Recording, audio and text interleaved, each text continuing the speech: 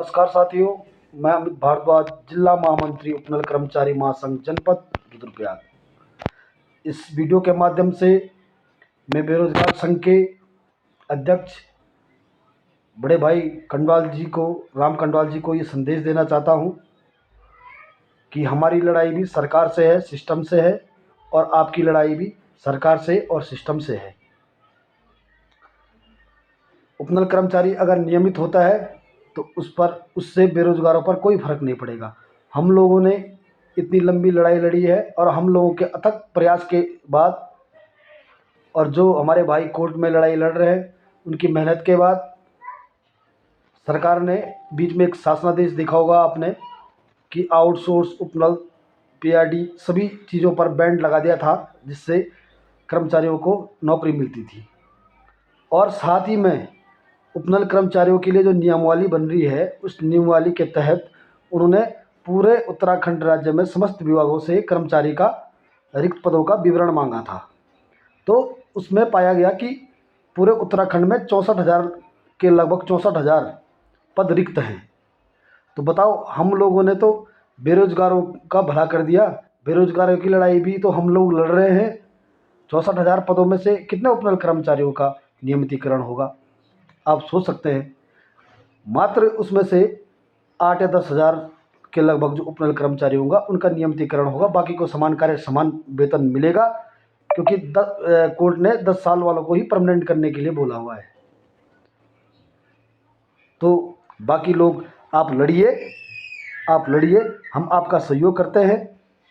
आप लड़िए उन 64,000 पदों के लिए, उन पर भर्तियां निकलवाइए और बेरोजगारों को नौकरी दिलवाइए। हमने भी बेरोजगार संगठन का हमेशा सहयोग किया है और हम लोगों को कहीं ना कहीं बैठकर आपस में वार्ता करनी चाहिए और इस मसले को निपटारा करना चाहिए।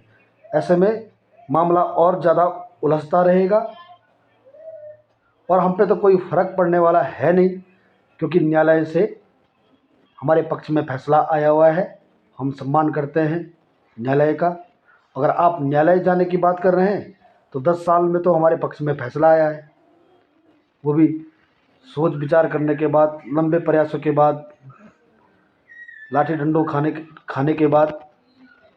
तो आप जाइए, आप न्यायालय में जा सकते हैं, पर इस तरीके से कुछ भी बयानबाजी करने से पहले आप हम लोगों से मिल तो जाते एक बार, हम आपको रास्ता बताते, हम आपका सहयोग करते भर्ती करने में।